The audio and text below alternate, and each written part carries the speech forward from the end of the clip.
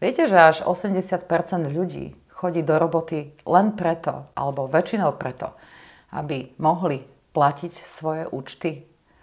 A keby mohli, robili by úplne niečo iné.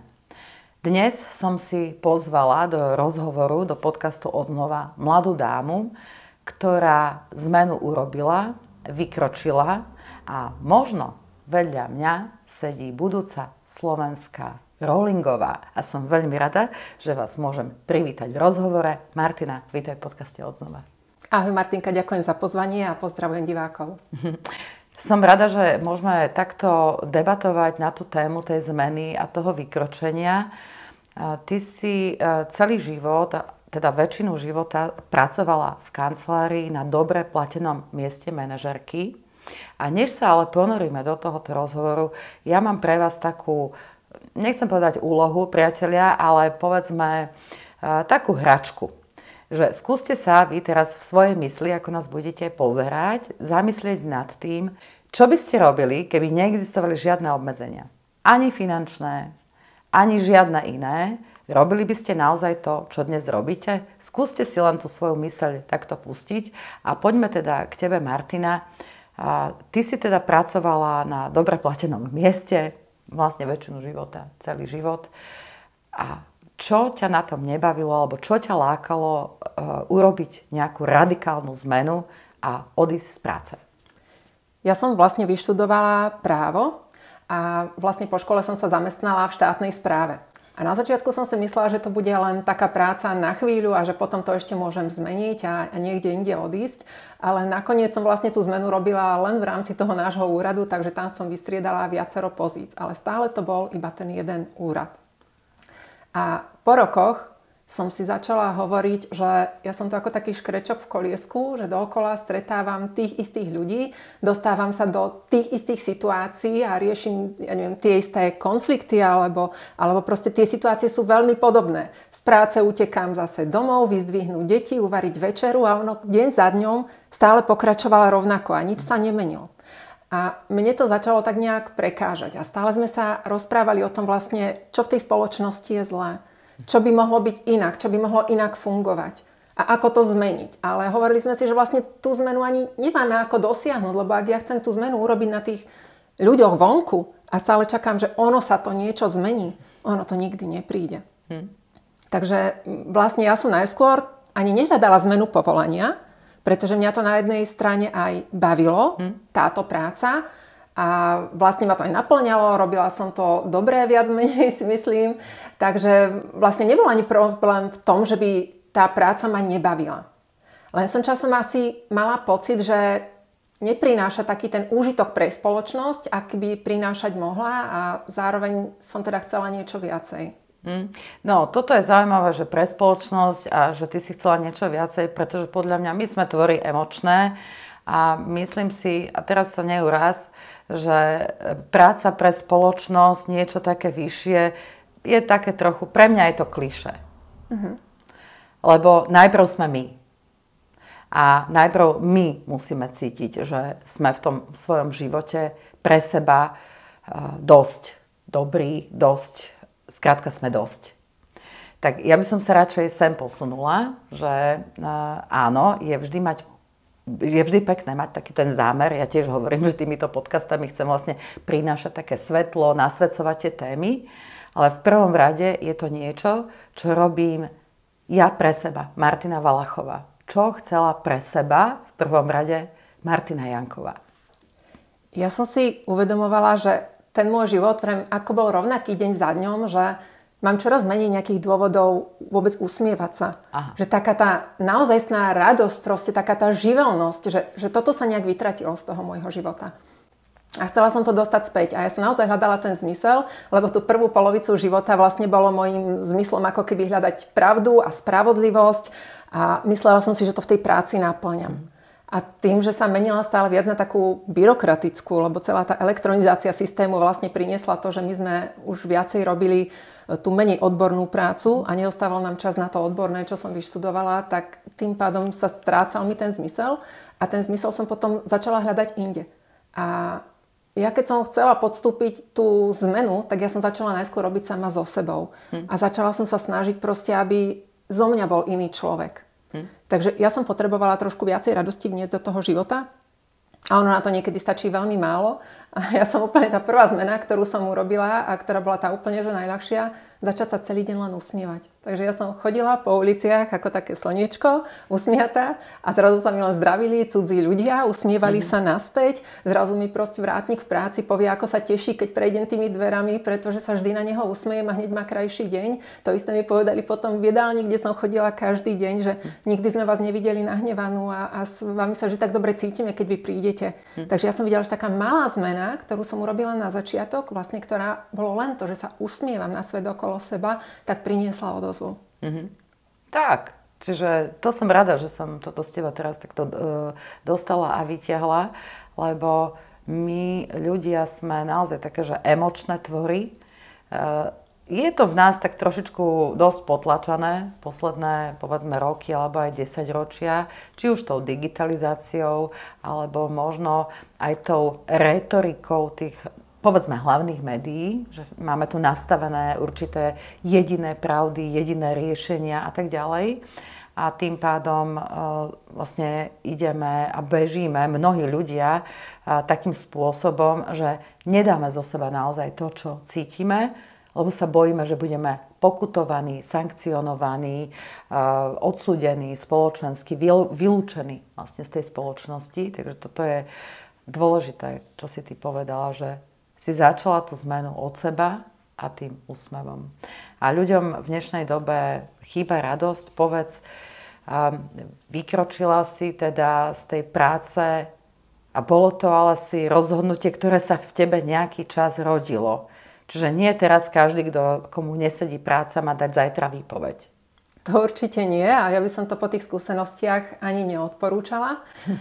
Ja som vlastne zvažovala dlhšiu dobu, že či naozaj teda z tej práce odídem alebo nie.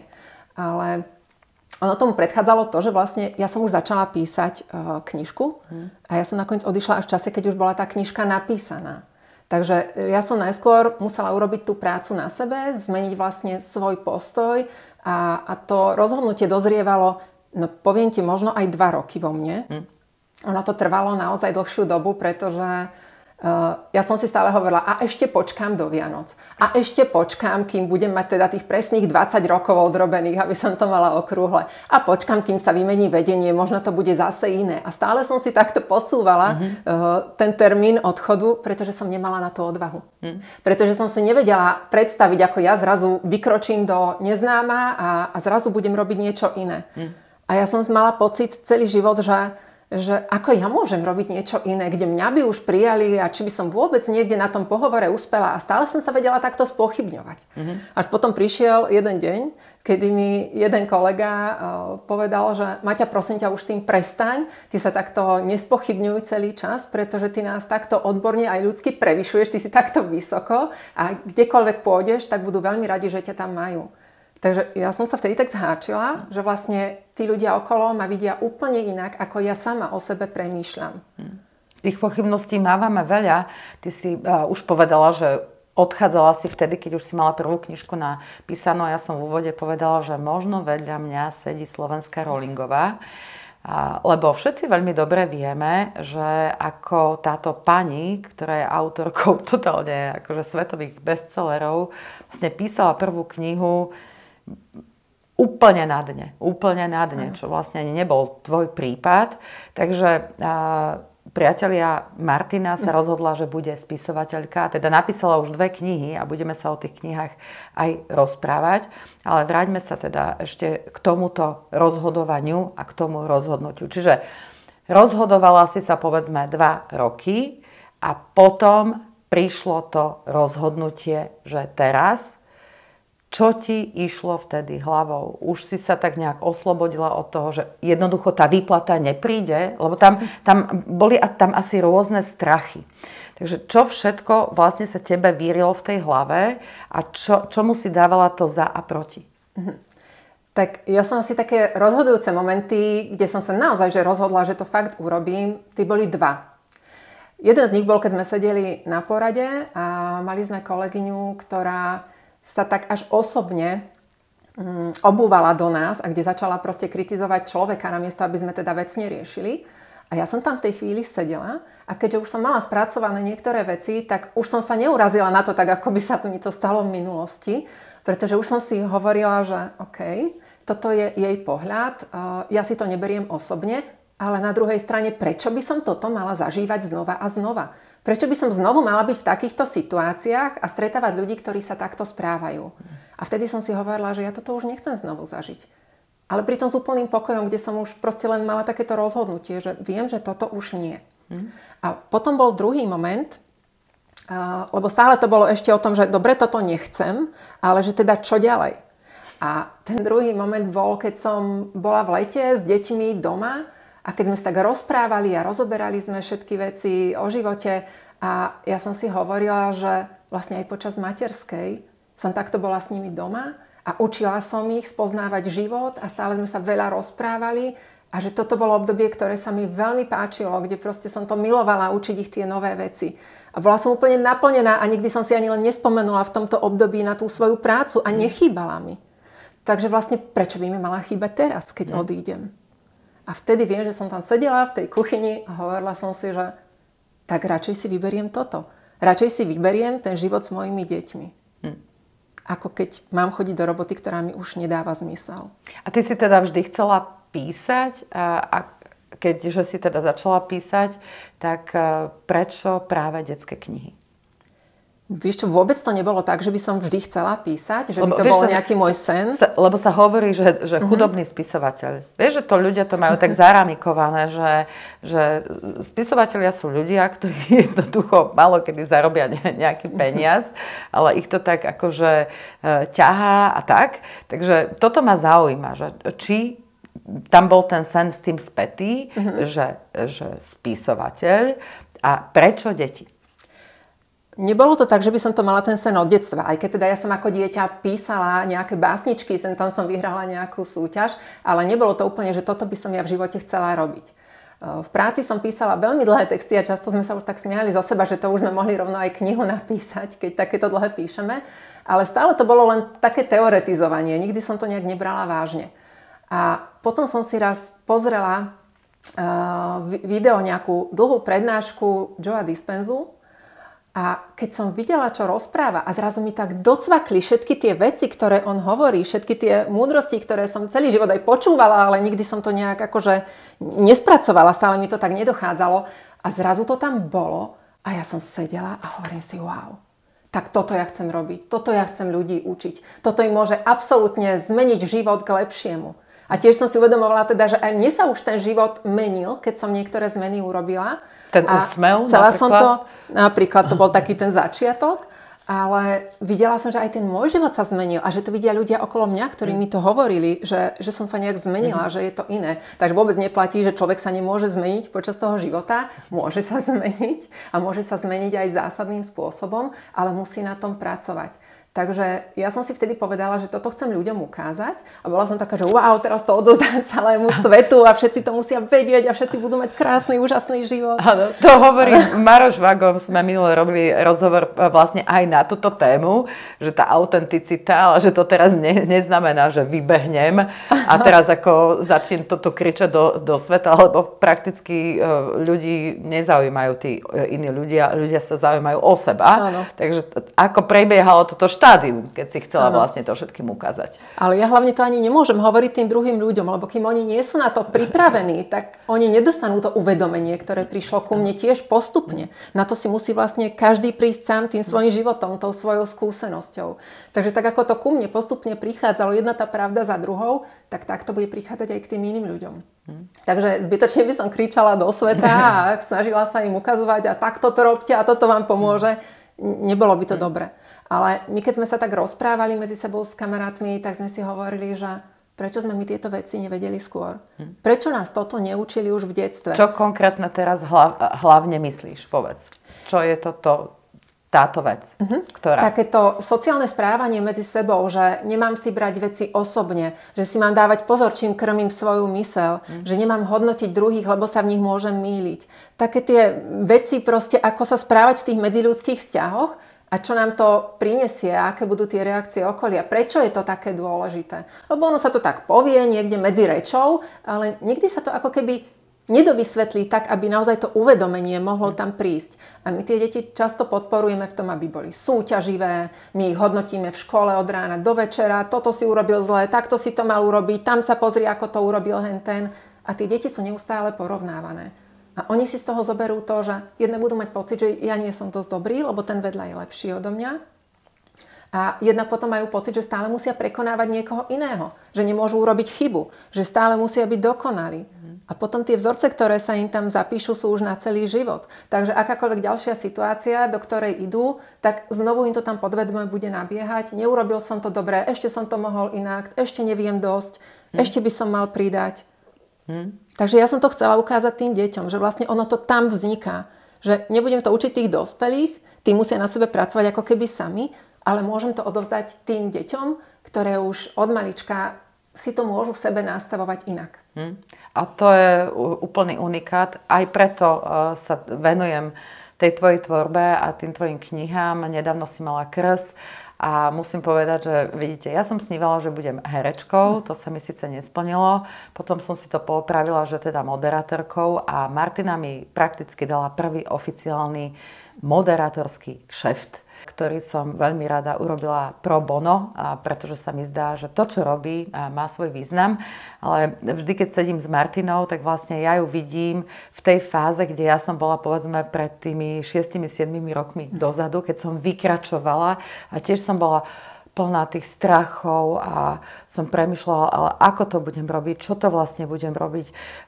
A ono sa to cestou, keď ten človek vykročí, tak sa ukazujú ako keby nové cestičky.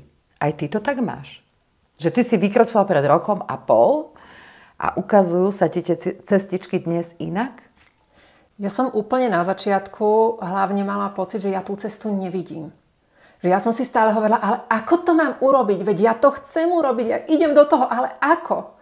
Ako mám zistiť? A teraz som stále študovala, teraz potrebujem vedieť, aké sú tam právne predpisy, čo všetko ma bude ovplyvňovať, ako budem vybavovať, komu mám napísať, komu sa mám ozvať, kde zoženiem ilustrátorku, kde zoženiem nejakú editorku, ako sa vlastne jedná s vydavateľstvom alebo s niekým. Proste ja som stále mala pred sebou veľmi veľa vecí, že ja neviem ako. A potom, keď som sa o tom rozprávala s nejakými ľuďmi, tak mi raz jedna pani povedala obyčajnú, jednoduchú vetu, ktorá mi tiež priniesla veľké uvedomenie vtedy, že Martina, počúvaj, ty si z toho urobila taký veľký balván a ten balván teraz nevládeš pred sebou tlačiť. Musíš si to rozobrať na menšie. A mne to tak docvaklo, že naozaj proste ja mám z toho takého veľkého strašiaka, že síce chcem, ale stále ma to drží, aby som len študovala a ešte neviem dosť, ano. Ešte do toho nemôžem ísť. Takže ja som si to potom rozobrala na také menšie kroky a aby som nebola zahltená naozaj tými informáciami, tak som to začala vypúšťať. A jednoducho som si povedala, je to na mňa priveľa, aby som sa všetko naučila naraz. Takže dneska sa idem naučiť len to, ako sa robia reelská, ako sa točia, ako sa strihajú, pretože som to nikdy predtým nerobila. Pre niekoho to môže byť banalita, najmä pre dnešných mladých ľudí, ale pre mňa to bolo niečo absolútne nové a nepredstaviteľné, že ako toto ja mám urobiť. A zistila som, že ono sa to dá. Potom som si, musela naštudovať, teraz všetci majú nejaké pravidlá a ako zverejňovať a kedy zverejňovať a čo tam povedať a čo tam nepovedať. Takže ja som vždy si dala ten ďalší krok, čo sa teraz idem naučiť a skúšala som len to jedno. A ľudia mi samozrejme hovorili, a to už musíš robiť takto, a to by si takto mala, a prečo ešte nie si tam, a prečo si toto neurobila? No lebo moji milí, ja keď pôjdem týmto tempom, tak ja sa z toho zbláznim. Takže ja som si to musela proste naozaj nadávkovať v tých malých. A nevadí, keď nebudem mať všetko naraz. Jednoducho ono to ku mne príde v pravý čas a tá cesta sa mi ukáže. Ale naraz by som to proste nedala.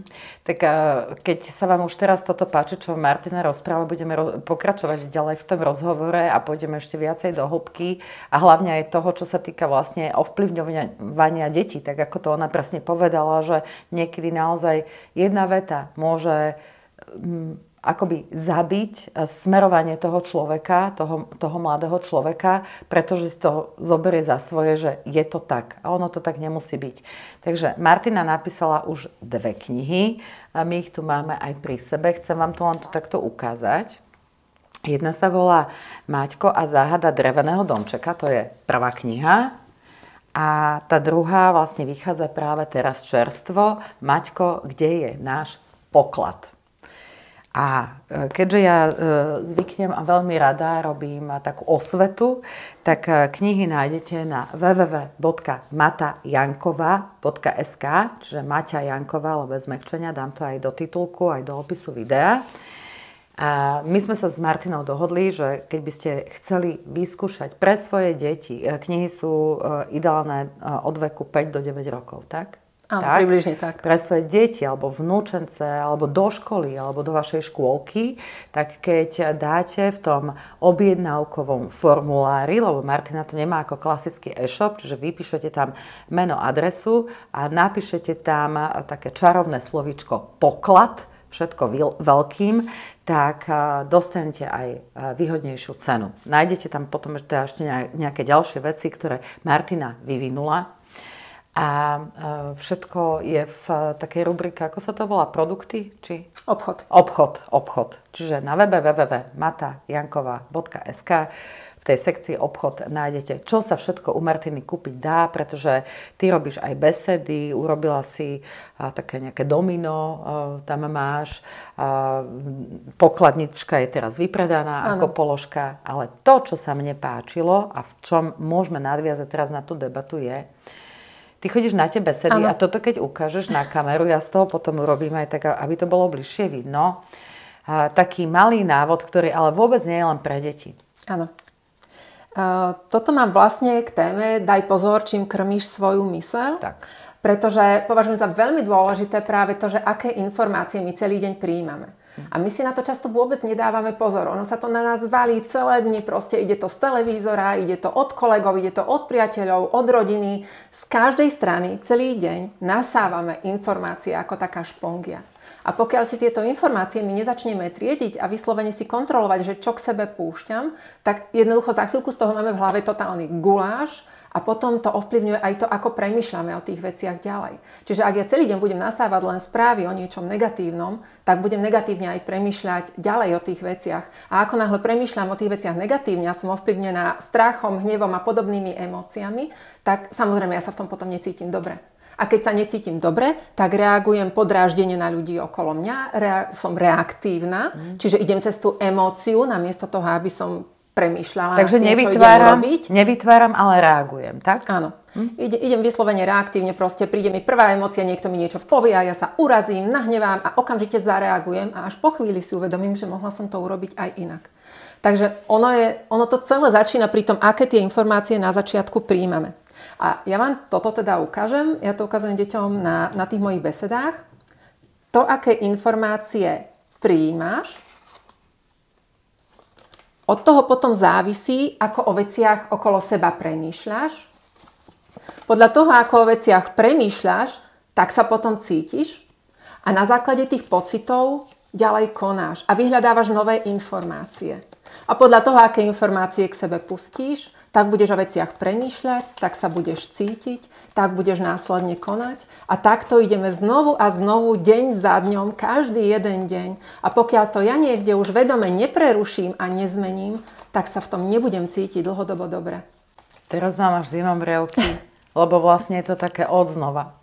Áno. Že vlastne odznova každý deň pokračujeme v nejakom Inak toto sa mi zdá, že je vhodná ukážka hlavne pre dospelých. Rozumejú tomu deti dobre, keď chodíš na tie besedy? Lebo vieš, ako, prepáč mi, ale ty ako si to tu teraz tak otačala, listovala a ako si pridávala v tom tempe toho otačania, listovania, som si ja tak predstavovala, a to určite pozná každý človek, že napríklad tie reakcie, že to reaktívne myslenie, že niekto mi niečo povie alebo zbadám nejakú správu, idem na to zareagovať, napíšem nejaký status, niekto na to niečo odpíše, spýta sa ma, že pošli link. Tak ja potom hľadám ešte 5 minút alebo 10 minút nejaký dôkaz, aby som dokázala niekomu, že teda takto to je. On mi potom zase niečo odpíše a človeku môže prejsť hodina alebo 2 zo života lebo reaguje na niečo, na čo vlastne vôbec nemusel reagovať. A keby to urobil, tak by mal 2 hodiny k dispozícii. Hovorím, vzťahuje sa to aj na mňa. To teraz nie, že ja som pána zázračnica, ja robím všetko akože dokonale a ja často takto reaktívne sa chovám. Ale je to o tom, že sa to naučiť. Nezdá sa ti, že sa to vlastne musíme najprv naučiť my, dospelí, lebo my to vlastne nevieme? Áno, určite sa to musíme aj my naučiť a sú možnosti, ako to urobiť. Mne napríklad veľmi fungovala jedna technika. Tiež sa mi občas stávalo, že pri deťoch som vybuchla. Že som začala kričať. Pri mojich vlastných deťoch. Nebojte sa, na besedách na deti nekričí. Nie, a hovorím teda o minulosti. Hej. A teraz som si uvedomovala, keďže som chcela už tú zmenu urobiť, tak som si uvedomovala niekedy, že vidíš, zase sa ti to stalo, kričala si. Nemala si to tak urobiť. Druhý raz, keď som do toho prišla, tak už som si uvedomovala, aha, tak teraz kričíš, mala by si to zastaviť, lebo to nie je v poriadku. A keď sa mi to stalo znovu, tak už som vedela, ide to na teba. O chvíľku už ti nabíha ten adrenalín, ty začneš kričať, ak s tým niečo neurobíš. A ja som sa dostala do štádia, kedy som vedela, že už mám ten pokoj a viem, že ja sa môžem rozhodnúť, či tú reakciu naučenú, automatickú, lebo to je naučená reakcia tela, ktorú v danej sekunde nevieme často ovplyvniť, či ja ju dám, alebo nedám von. A keď sa už človek dostane sem, tak potom vlastne už preskočil tú hranicu a už potom mu to funguje na tých situáciách. Čiže prepíše tie staré vzorce, ktoré tam od malička v sebe mal, a ktoré mu nejakým spôsobom automaticky nabiehali vždy, keď sa dostal do podobnej situácie. A takto vlastne môžeme pracovať s tými viacerými vzorcami. Najskôr byť ten pozorovateľ, kde sa ako keby zvonku pozerám na to, čo sa deje a sledujem tie reakcie. Napríklad ja som takto sledovala tie svoje reakcie, keď som mala ísť niekde do televízie. Zavolali ma a teraz prvá reakcia bola, že ja sa zľaknem a čo tam poviem, ako tam poviem, čo keď niečo pokazím. A ja som už potom videla, že aha, a to moje telo reaguje. Moja myseľ sa už nebojí, moja myseľ vie, že to zvládnem. Ale to telo mi spúšťa tú chemickú reakciu a prebieha tam tá emócia cez to telo, zviera mi žalúdok a ja som sa už ale nestotožňovala s tou reakciou. Ja som sa na to ako keby pozerala zvonka. A tým pádom ma to nemohlo strhnúť do tej priepasti a nemohlo mi to už ako keby ublížiť. Ale vedela som, že to predýcham a že to bude v poriadku. Takže veľmi, veľmi pomáha, keď človek vlastne sa od toho odosobní a nestotožňuje sa s tým, čo sa mu deje. Ale je tým pozorovateľom a sleduje. A rozmýšľa o tom, prečo sa mi to deje. A ty teda chodíš aj na tie besedy po Slovensku. Ponúkaš to vlastne ako možnosť školám a škôlkam. Takže teraz, keď nás pozeráte a ste napríklad učiteľka alebo niečo podobné, tak nech sa páči, dá sa Martinu nakontaktovať zase na tom www.matajanková.sk, tam je aj kontakt na teba. Aký máš mail? mata.janková@gmail. Čiže mail máš takýto. Dám to zase do opisu videa. Tak povedz, kde si bola najďalej? Lebo pokiaľ viem, tak chodíš normálne, že hromadnou dopravou, čo je obdivuhodné s tými knihami. A s čím sa stretávaš? S niečím prekvapivým, povedzme. Že čo ťa najviac zatiaľ prekvapilo od tých detí? Tie reakcie. Bola som vo viacerých mestách. Bola som teda nielen v tej Bratislave, lebo to tu mám najbližšie a v okolitých dedinách.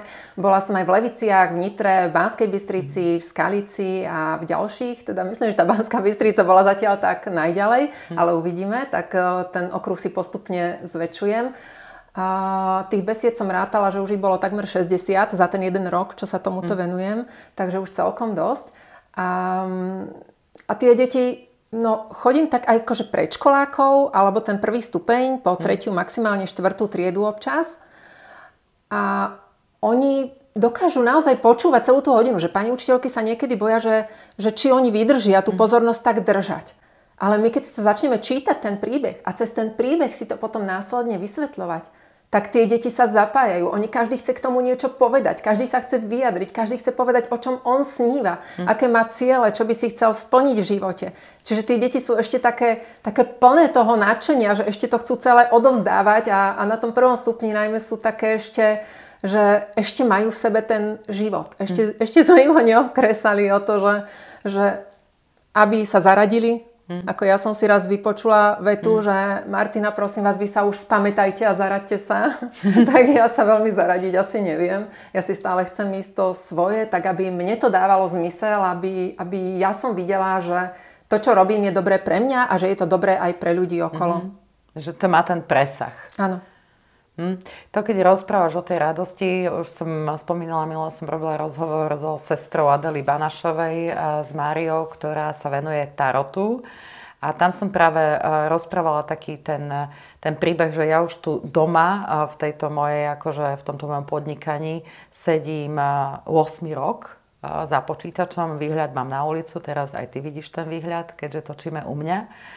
A presne som videla deti, ktoré išli do 1. triedy a teraz už idú do 8. triedy. No, lebo ja som tu 8 rokov.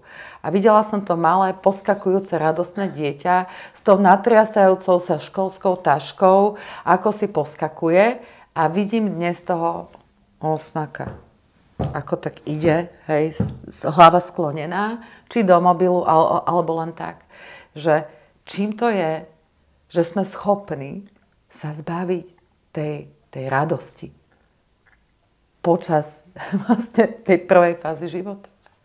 Tak ono je to najčastejšie, že nevravím, že všetci, určite sú aj učitelia, ktorí to nerobia, ale mnohí proste, čo ja mám skúsenosť, tak povedia len teraz buď ticho, teraz nerozprávaj. Keď sa niekto chce obhájiť, prečo nejako konal, tak vlastne ich to nezaujíma, lebo ja som tvoj nadriadený, tak ty ma budeš počúvať. Čiže pokiaľ sa nájde aspoň jeden učiteľ, ktorý toto tým deťom robí, tak vlastne to v nich zabíja, že nechcú prejaviť tú svoju individualitu, nechcú sa obhájiť, proste vedia, že len musím sklopiť uši, musím sa zaradiť a urobiť to, čo mi prikázali, čiže počúvať tie autority sa učia často a poslúchať, nielen počúvať. A ja som mojim deťom napríklad vždy hovorila, že ty ma nemusíš poslúchať, to, čo ti hovorím, ty sa musíš naučiť rozoznať, čo je správne, nesprávne, dobré a zlé a podľa toho konať. Ale ty sám sa musíš vedieť rozhodnúť, ty sám si to musíš vedieť posúdiť, že čo v tej chvíli je správne alebo nie je správne. Ty to musíš mať v sebe, čiže k tomu som sa ich snažila viesť. Hej, ale o tom sú vlastne aj tieto knihy. Mne sa naozaj mne sa zdá, že ty si vlastne napísala tie knihy pre dospelých, oni len vyzerajú, že sú pre deti. Áno, ja to odporúčam, že aby si to rodičia čítali spolu s deťmi, pretože mnohí rodičia mi reagujú, že aj oni tam došli k tým uvedomeniam a oni si to zrazu cez ten príbeh spojili, že ako to je. Niektorí mi hovoria, že prečo píšeš tam len, že tam máš toho hlavného hrdinu chlapca a prečo je to, či je to len knižka pre chlapcov. Ale určite nie. Pretože ten môj hlavný hrdina, on si tam číta príbehy iných detí a tie príbehy sú aj o dievčatách, aj o chlapcoch, čiže často je tam potom hlavná hrdinka práve nejaká dievčinka, takže je to aj pre chlapcov, je to aj pre dievčatá a je to aj pre rodičov. Tiež mi jedna maminka raz povedala, že ja mám 4 deti, ale ja si tú knižku kupujem sama pre seba, lebo ja si toto chcem pripomenúť, všetky tie veci.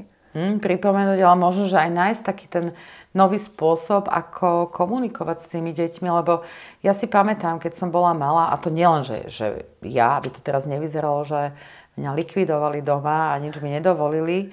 Jasné, mali sme úplne iné to detstvo, aj to dospievanie, museli sme viacej doma robiť, fyzicky pracovať, viacej pomáhať, mali sme úplne že iné povinnosti. Ale už vtedy zaznievali vety typu, či aj v mojom okolí, hlavne si urob nejakú dobrú školu, aby si mal dobrú prácu a aby si sa mal v živote dobre.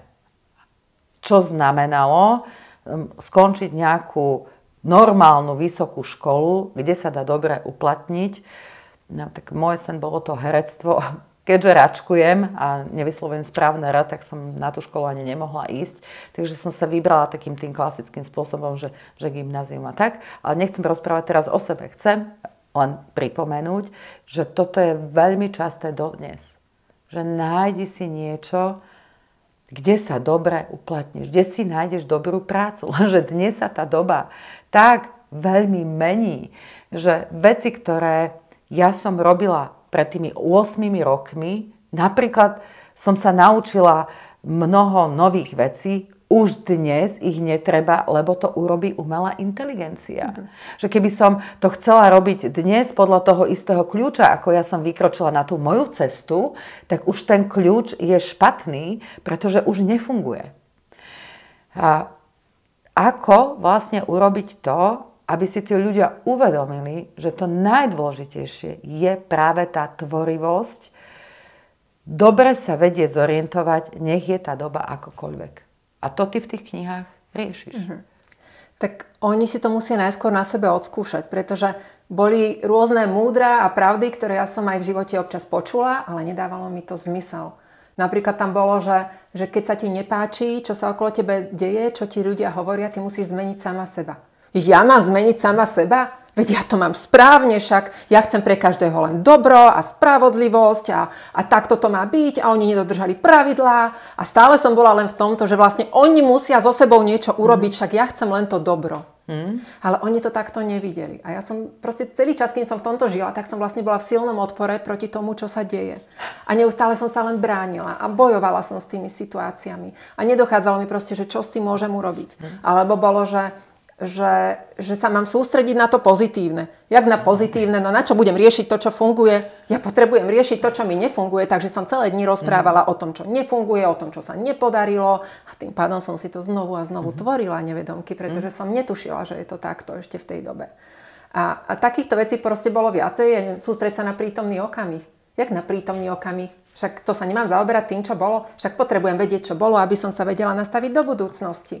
A potrebujem premýšľať o tom, čo sa stane v budúcnosti. No vôbec mi tieto pravdy v tom leveli, kde som bola v tom čase, nedochádzali. A ako náhle som to aspoň trošku prijala a zostala som tomu otvorená a začala som to skúšať v tom svojom živote, tak sa mi to celé začalo otvárať a ukazovať. A ja som veľmi veľa študovala, veľmi veľa som si pozerala aj seberozvojové veci, aj psychologické veci, aj mnohé ďalšie proste také odborné články, ktoré ma mohli posúvať ďalej. A ako náhle som to vždy niekde prečítala, tak mne prišla do života aj situácia, ktorá mi to potom ukázala v tej realite. Čiže ako keby som to mohla tak potom ohmatať, vyskúšať, že aké to je. A niekedy sa tie veci stali priamo mne, niekedy sa stali ľuďom okolo mňa, takže som bola ten pozorovateľ. Takže zrazu som len videla, že niekto okolo mňa klame a vymýšľa si. A ja som zrazu chápala, že ten človek to nerobí preto, že chce škodiť a ohovárať a všetko, ale že on prežíva strach. Že on sa bojí toho, že okolie zistí, že ešte nevie dosť, že v porovnaní s ostatnými nie je dosť dobrý. A on to zakrýva tým, že klame o tej situácii, ako sa stala. A takýchto situácií bolo veľmi veľa. Alebo tam bolo, že to jungovské, že keď chceš spoznať samého seba, tak si všímaj, čo ti vadí na ostatných okolo. A keď som si začala všímať vlastne, že čo ja vlastne mám, aké výhrady voči svojmu okoliu, a vždy som sa otočila naspäť a spýtala som sa, prečo práve toto mi prekáža a či to náhodou nemám aj ja v sebe, tak mnohé tie veci som videla, že áno, že ja toto ešte nemám spracované. Pretože to okolie je ako zrkadlo, ono nám vždy odráža to, kde sa deje. A ja niekedy, keď neviem, kde sa nachádzam, že či som dobre, či nie, tak mne stačí sledovať, akých ľudí mám v danom období vo svojom okolí. S kým sa práve teraz stretávam.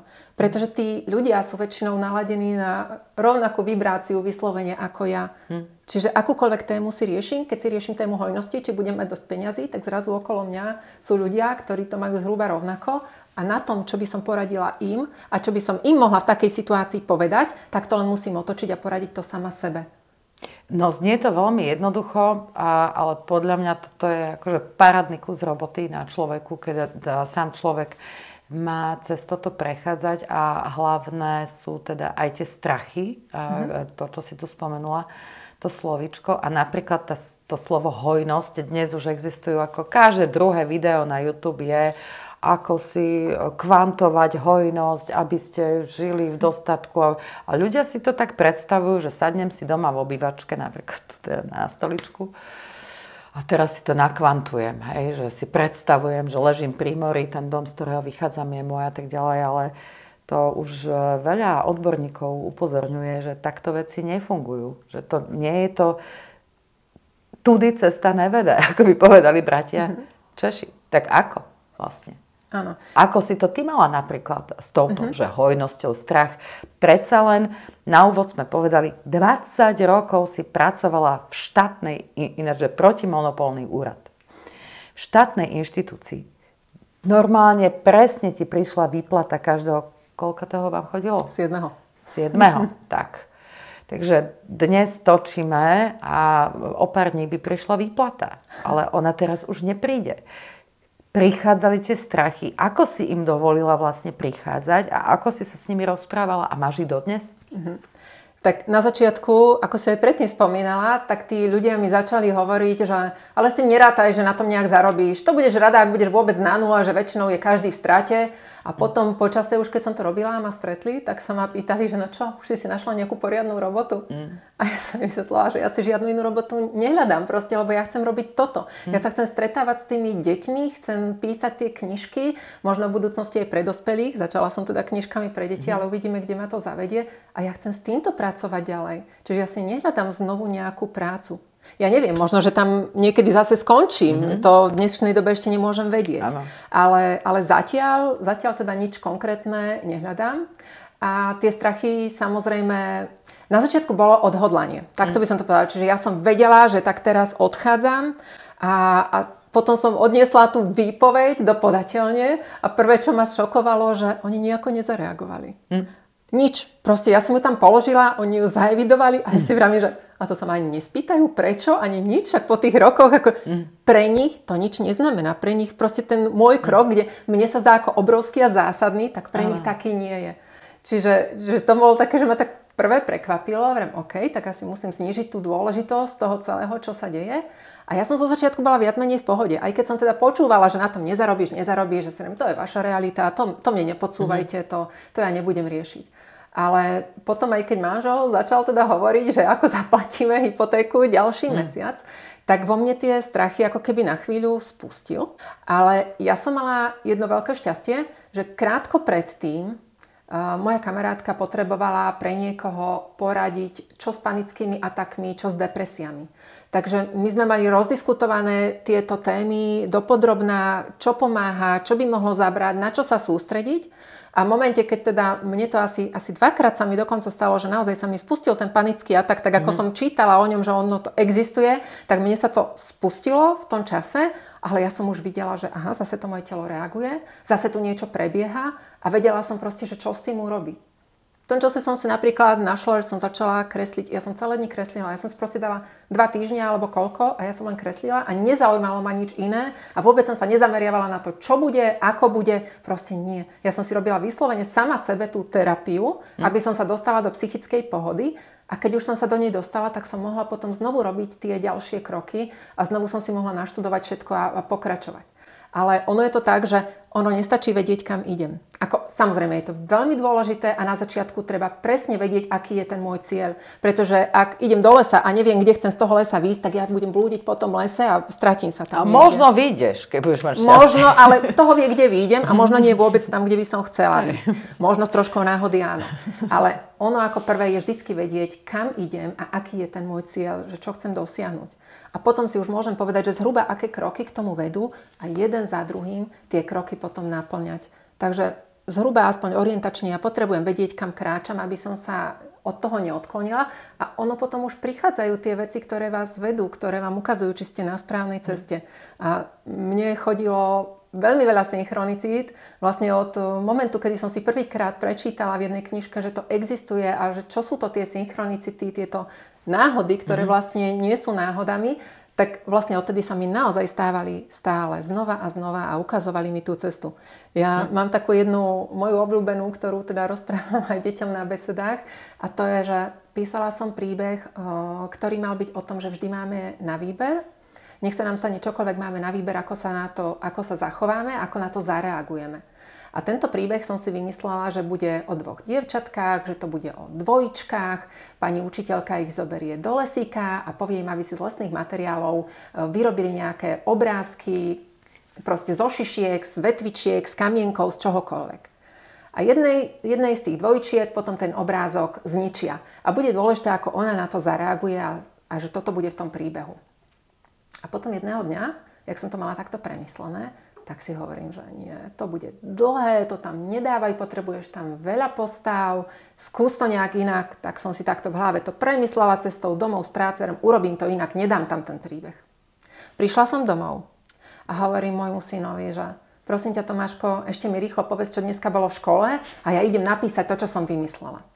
No a Tomáško mi hovorí: Mami, tak dneska nás na výtvarnej pani učiteľka zobrala do lesíka, mali sme si z lesných materiálov, z vetvičiek, šišiek, kamienkov vyrobiť nejaké obrázky a jednej z tých našich dvojčiek niekto ten obrázok zničil. No poviem ti, ja som normálne zostala v tej kuchyni takto sedieť. Kúkala som na neho, vravím, to si robíš srandu.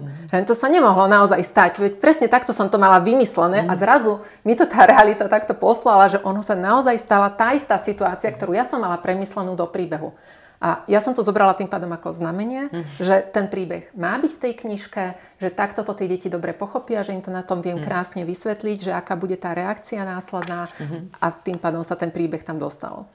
Ja hovorím, že tá kniha sa mi zdá, že je skôr, alebo teda, že aj pre dospelých, tak teraz nie, že ste to chceli kúpiť dieťaťu a nekúpiť, lebo to Valachová povedala, že je pre dospelých a tak. Čo veľmi zaujímavé, to čo hovoríš, ako to hovoríš, lebo toto sú presne veci, ktoré často sa riešia aj teraz v spoločnosti, ale prechádzajú aj tými generáciami, lebo naozaj tie vety, že nájdi si nejakú normálnu robotu, áno, nájdi si nejakú normálnu školu, to nás vie tak ovplyvniť, že potom konáme v živote tak, ako konáme, nájdeme si tú normálnu robotu, ktorá síce platí tú hypotéku, ale z ľudí potom postupne vlastne ľudia chradnú a tá radosť sa vytráca nie len teda po 8 ročník v základnej škole, ale potom sa často vytráca viac a viac. Na druhej strane, možno aj to, že sa dostaneme vlastne do týchto situácií, že sa dostaneme tam, kde sme nechceli byť, ono možno, že nám to najskôr potrebuje ukázať to, čo nechceme. Aby sme my sa potom mohli od toho odraziť a povedať si, ja to chcem inak. Aby sme tam dostali ten drive, tú silu, tú energiu, že ja to chcem zmeniť. Pretože ak by sme od začiatku išli iba v tom takom pozitívnom alebo neutrálnom, tak by sme vlastne nemali motiváciu konať a meniť to. Ja napríklad som mala vo svojom okolí jednu osobu, ktorá v čase, keď ja som teda menila sama seba a keď som so sebou pracovala, tak tá osoba mi neskutočne ukazovala všetky tie negatívne stránky, všetky tie psychologické veci, ktoré som čítala v knižkách, tak ju som mala jak takto otvorenú knihu a na nej som to všetko videla. A ja som si deň za dňom hovorila, že wow, tak takto to je, tak takto to vyzerá v tej realite, keď sa to stane. A ja doteraz hovorím, že ja som za ňu neskutočne vďačná, pretože od nej som sa mohla naučiť úplne najviac.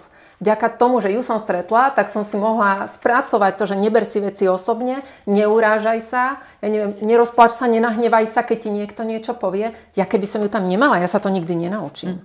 Takže mne to príde, že kdekoľvek nás ten život zavedie, tak jednoducho ja tam v tej chvíli z nejakého dôvodu mám byť, aby som si niečo z tej situácie zobrala, aby som sa niečo naučila, lebo za mňa hlavne tí naši poslaním, jak ľudia hovoria, že hľadám svoje poslanie. Ale pre mňa to poslanie není to, že mám nejakú konkrétnu prácu alebo nejakú funkciu alebo čokoľvek.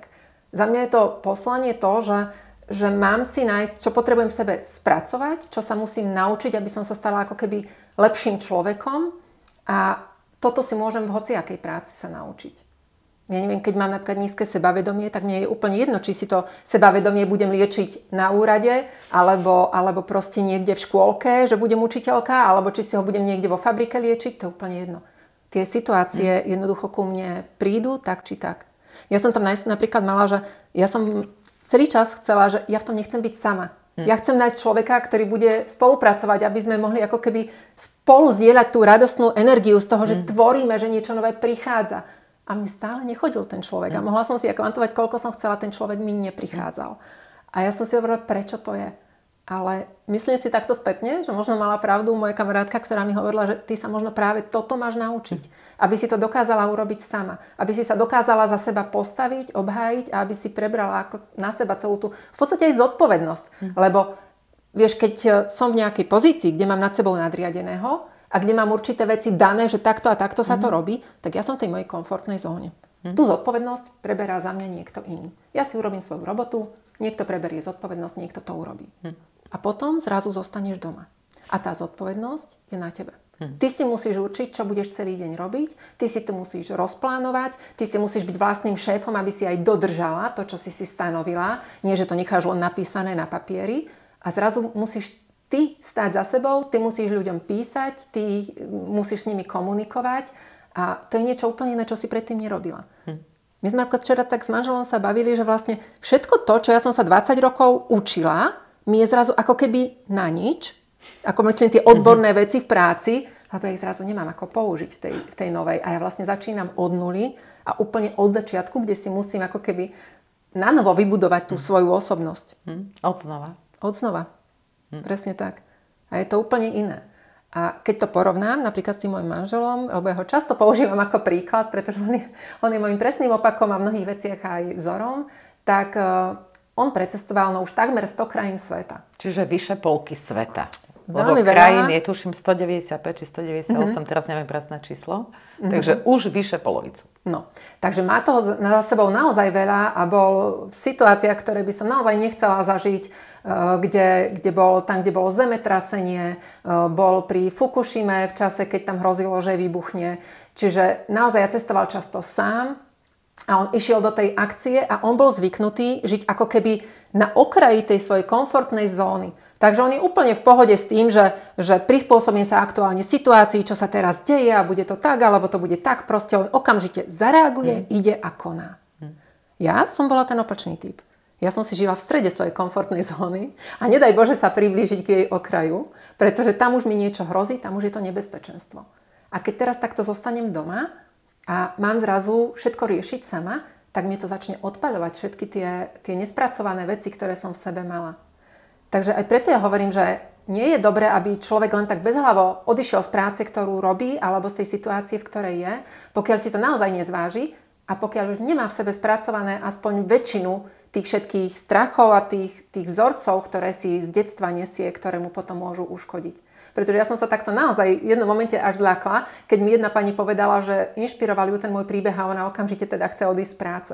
Ono to naozaj nie je len tak a človeka to môže úplne strhnúť proste, lebo keď mi odpáli jednu tú nášlapnú mínu za druhou a zrazu proste ja sa neviem z toho dostať z tej situácie. Mňa to môže úplne zomlieť.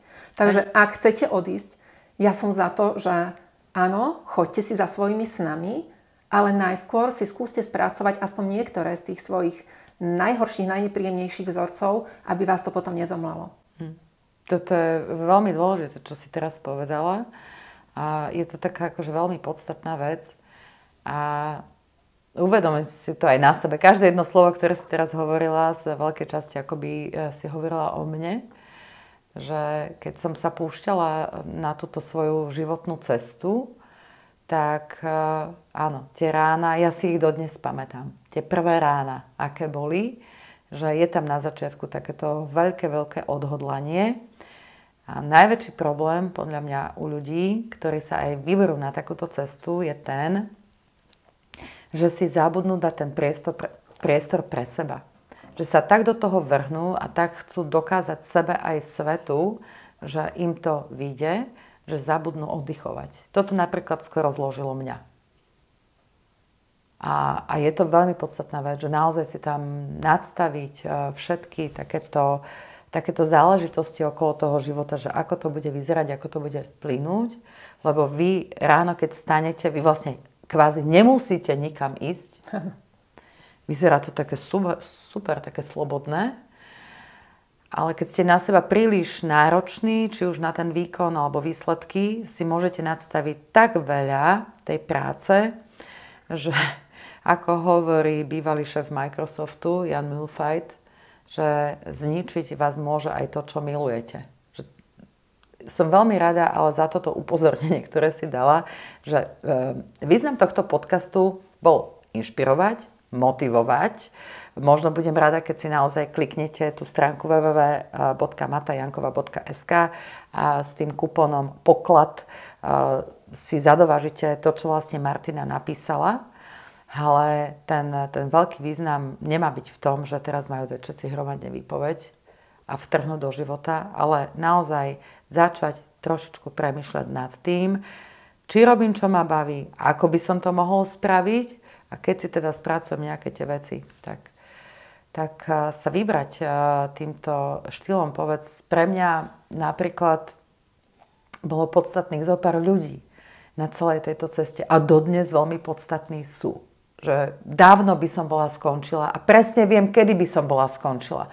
Normálne viem povedať v roku tom a tom, keď sa mi dialo toto, chcela som ukončiť. Prišla som domov a som povedala, končím. A takto som to povedala niekoľkokrát, ale nikdy som neskončila a pokračovala som, lebo tých ľudí, ktorých mám okolo seba, ma buď nejako podržali, alebo mi povedali niečo také, čo ma podporilo v tých mojich pochybnostiach, či som dosť, či je to dosť dobré a teda. Kto je pre teba takýmto človekom, alebo kto sú tí ľudia? Tak ja som veľmi rada, že mám vedľa seba toho svojho manžela, ktorý naozaj akože on tieto veci má úplne inak nastavené ako mám ja. Čiže ja sa môžem veľmi inšpirovať tým, čo on robí. A ja som si niekedy hovorila, že kým ja sa rozhýbem, kým ja študujem, ako to urobiť, tak on už obehol 3 kolečka a ja som stále na tom štarte. Čiže akože ja som na ňom videla, že ako sa to dá. A od neho som sa mohla teda veľa naučiť, ale samozrejme pre mňa boli dôležité aj ľudia potom, ktorí ma podporili. Čiže bola tam pani Ruženka Smatanová napríklad, ktorá my sme sa na začiatku vôbec nepoznali, prečítala si môj rukopis, ona bola aj spisovateľka, aj učiteľka a teda tým, ako ona nahliadala na tú celú moju prácu, ako bola nadšená vlastne aj tými témami, aj tým, že treba tú empatiu dávať do príbehov a treba tú empatiu tým deťom znovu sprostredkovať, lebo ona sama videla zo svojej praxe, že tá empatia sa rokmi stráca. A že to, čo deti rozplakalo pred 20 rokmi, tak dnes už ich nerozplače, len myknú plecom a je im to jedno. Že sa to tak vytráca z tých detí. Tak veľmi mi pomáhalo napríklad, že ona ma takto inšpirovala tou svojou prácou, ale samozrejme tam boli aj ďalšie, nebudem všetkých menovať, aby som niekoho konkrétneho nezabudla, ale možno by som povedala opačnú vec. Vy keď takto odídete na novú cestu, a ste neistí o tom, ako tá cesta bude prebiehať a či ste urobili dobre a vy ste vlastne stále tak 50/50, bolo to správne, nebolo to správne, mala som to urobiť, nemala som to urobiť. Vy si musíte dať pozor na to, aby ste nemali okolo seba ľudí, ktorí vás stiahnu dole. Ktorí vám budú neustále podsúvať, že to bude ťažké a to budeš musieť bojovať s tým a neustále vám dávajú tie strachy, ktoré vy nechcete počuť. Pretože ak takýchto ľudí v tom momente máte vedľa seba a vy ste takto na tej krehkej rovine tých 50/50, tak oni vás stiahnu. A vtedy jednoducho môžete ich na to upozorniť, môžete ich poprosiť, môžete im to vysvetliť, ale ak na nich nič nefunguje a oni vám stále tie strachy budú podsúvať, pretože majú pocit, že oni už vedia a oni už to vedia predvídať, tak ich jednoducho musíte aspoň na nejakú dobu, kým nezosilniete, musíte ich odstrihnúť. Proste nech sa to zdá akékoľvek, proste nemôžete si dovoliť vtedy, aby vás to stiahlo, pretože poškodíte sami sebe. Tak toto znelo už aj ako taký pekný, možno že záverečný odkaz, ale predsa len, keď máš ešte niečo, čo sme nepovedali, nebodaj sme zabudli, alebo počas nášho rozhovoru ti niečo napadlo, čo by si chcela ešte povedať, tak je tu na to priestor. Tak ja by som možno ešte povedala to, že na začiatku som veľmi chcela nájsť tú pravdu a spravodlivosť a ukázať to ľuďom a takto by to malo byť a písať tie veci, ktoré nie sú v súlade so zákonom a nie sú v súlade s ústavou a stále na to upozorňovať. Ale v podstate je to stále iba ten boj proti systému a to sú stále tie veterné mlyny a nikam to nevedie. A ja keď som si to uvedomila, tak si hovorím, že jediná cesta, ako niečo zmeniť, je zmeniť sám seba. A čím viacej ľudí začne meniť samého seba k lepšiemu, aby malo viacej súcitu, viacej empatie, viacej láskavosti, pochopenia pre tých druhých, na tom, že aj oni sú niekde na ceste a možno ešte nie sú tak ďaleko ako my, čím viacej toto budeme mať v sebe a čím viacej bude takých ľudí, ktorí sa mení, tým bude lepšia aj celá spoločnosť. Takže my sa nesnažíme nejak meniť druhých, lebo to sa nám nikdy nepodarí. Ako náhle im začneme hovoriť, že čo majú so sebou urobiť, tak urobia presný opak, pretože sa polarizujú a nebudú si chcieť nechať radiť. Ale skúsme každý sám od seba a uvidíte, že stanete sa inšpiráciou pre to svoje okolie. Že oni, keď uvidia, že vy sa máte lepšie, že vám to pomohlo, že sa viacej usmievate a že ten život je krajší, aj oni to budú chcieť zažiť. Takže tá inšpirácia príde automaticky s tým, že uvidia váš príklad. Hej. No ďakujem, Martina. Veľmi pekné, pre mňa veľmi podnetné. Ja som rada, že tu i tam si aj súčasťou magazínu 40+, takže Martinine texty, nájdete ich tam niekoľko, možno že aj desiatok, určite by sme aj 20 článkov narátali v magazíne 40+, nájdete, keď si zadáte Martina Jánkova do vyhľadávača, do tej lupy na 40+. Takže ja som rada, že tá naša cesta spoločná, že my už sa poznáme v podstate nejakých 5 rokov, plus minus, tak to letí. A že môžeme takto vlastne spolu kráčať, sem tam zvlášť a sem tam spoločne. Ja ti veľmi želám, aby sa ti darilo a aby to naplnenie bolo hlavne ten naplnením pre teba, pre tvoju rodinu a pre tvoje najbližšie okolie, aby si mala radosť zo života. Ďakujem, Martinka. No a priatelia, čo takto na záver? Záver rozhovorov pozerá málo kto, už teraz vypínate. Ja vás vidím. Ja vás vidím, nevypínajte. Chcem len poďakovať, že podporujete tvorbu podcastu Odznova aj na herohero.co/odznova. Veľmi si to cením, pretože to pomáha, že sem tam už viem točiť epizódy aj v štúdiu, alebo mi to pomáha, keď cestujem po Slovensku a točím nejakých zaujímavých hostí, ktorí majú čo povedať a majú čo priniesť informačne pre vás, milí moji priatelia a posluchači. Uvidíme sa osobne 14. mája. Tí, ktorí chcete, príďte, ešte máme nejaké listky voľné. Nestáva sa to často. Máme tému manipulácie, tak dúfam, že vás niekto nezmanipuloval, aby ste tam nechodili. 14. mája v Lozane o 18:30, teda tentokrát to bude v stredu a príde Daniel Mačovský a budeme sa rozprávať o tom, čo sa vlastne v spoločnosti deje, čo sú to manipulácie, ako ich vôbec rozlišiť a ako sa tomu vyhnúť. Aj keď veľa toho napovedal na túto tému, podľa mňa je ten dnešný rozhovor. Budem sa na vás tešiť, keď chcete listky, tak nech sa páči, dávam to do opisu videa, keď to tam neviete nájsť, tak mi napíšte na valachova@40plus.sk a ja vám veľmi rada pošlem odkaz. A to je, hádam, aj odo mňa už pre túto chvíľu všetko. Želám vám krásne dni, nech vám slnečko svieti na cestu. Majte sa krásne.